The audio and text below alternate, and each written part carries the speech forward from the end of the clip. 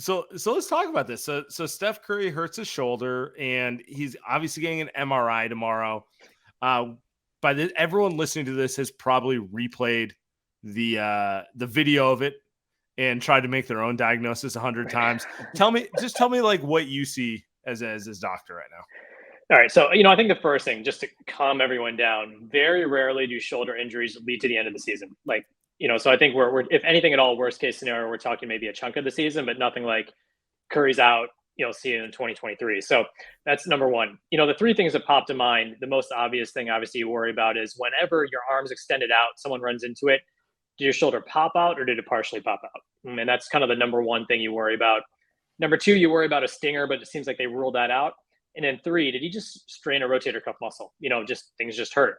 Obviously rotator cuff, kind of just a general muscle strain would be number one, maybe a little shoulder subluxation. The shoulder didn't seem to pop out all the way. You would probably see, something like that. There'd be video of that. So my gut feeling is they get this MRI. Things, maybe shows a little bit of subluxation, a little bit of muscle stuff, a couple weeks out and he'd be back. But obviously we'll wait to see what the MRI shows. So no dislocation. That's what I heard. That's what I care about. My little brother's he's a football player, and he was like, "Well, just pop that shit back in and get back out on the field. You'll be fine." Your brother is like the quintessential football player. I told him maybe not the case. So I saw you tweet out the timeline for. I'm not even trying to say the word. Was 3.5 weeks, right? Yeah. Subluxation. Yeah. When it kind of partially comes out and pops back in.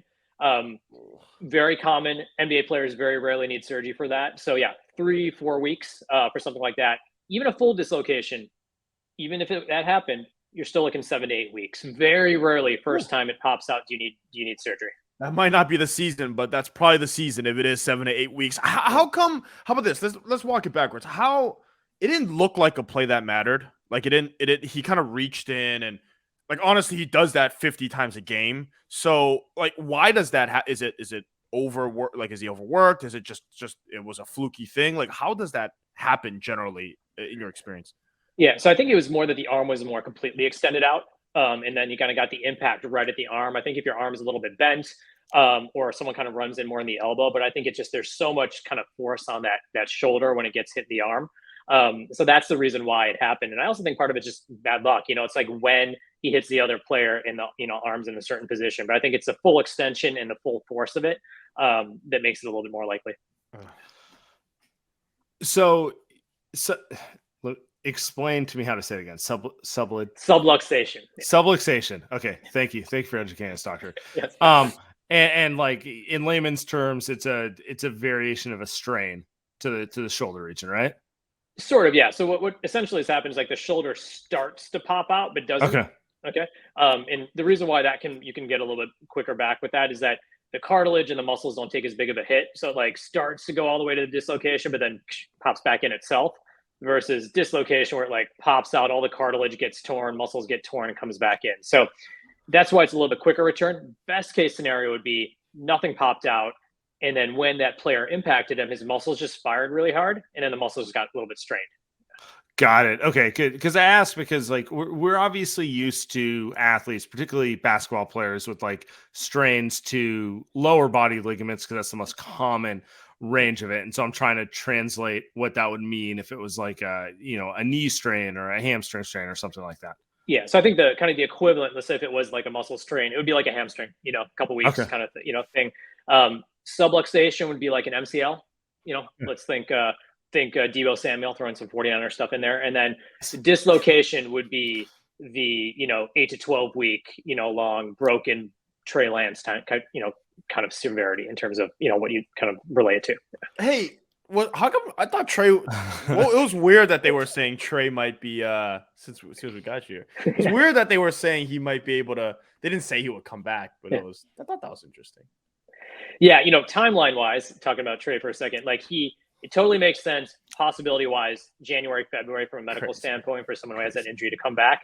But when you rule him out, it's not worth to take that risk. So if he was just a guy playing, rec basketball, he could come back 4 to 5 weeks, 4 to 5 months after the injury. But playing an NFL game, running around, you know, potentially need more time to rehab. Brock's better anyway, so he'll be all right. They'll be all right.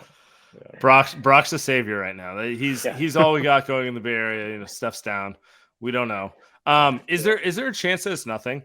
Like, is there a chance that this is a quote unquote stinger? You know, like we've all got that in, you know, playing sports. Yeah. Yeah, it's a very, you know, huge possibility. I mean, if he took contact, there was like a fall on the ground, like his shoulder may just have like he felt something weird. You know, he's like, oh, I haven't felt something like this before. You know, he's obviously very common with ankle injuries, and they're just getting the MRI because it's Curry, and it's going to show like, look, everything's fine. They might say diagnosis is a strain. He'll be day to day. You know, that would be the best case scenario. Yeah. That does sound like a good case scenario. All right, day to day. Yeah, it feels like that would be shocking at this point. He was in a lot of pain. I mean, I guess sometimes. But it's also, I think, one of those things where it feels like it sounds like it could be fluky, like his foot injury last season. Where, I think as Warriors fans, you think this type of injury, you think to yourself, is it because he's playing in a back-to-back? Is it because he's playing? So no, you're shaking your head. So that's out of the So like all the data, like except for like pitchers, you know, like throwing athletes, like. Sure. Overuse upper extremity wise, no. Lower extremity, different story. But I think this is just fluke. Yeah, no blame to the coach. So this is not a consequence of Steph throwing weird like bowling shots with the ball in pregame.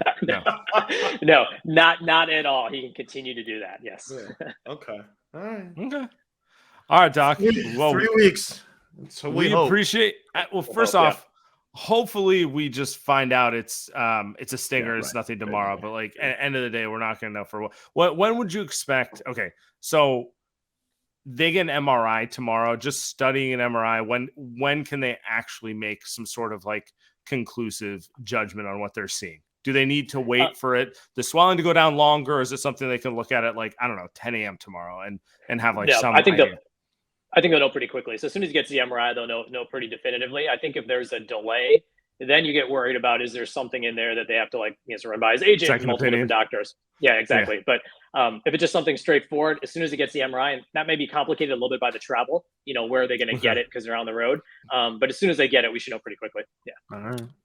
Cool. Got it. Okay. So if we don't have an answer by 10 a.m., he has to get an amputation. I got it. Thank you, Doc. Doc, I appreciate you coming on. Have a great evening. Thanks for having me, guys. I appreciate it.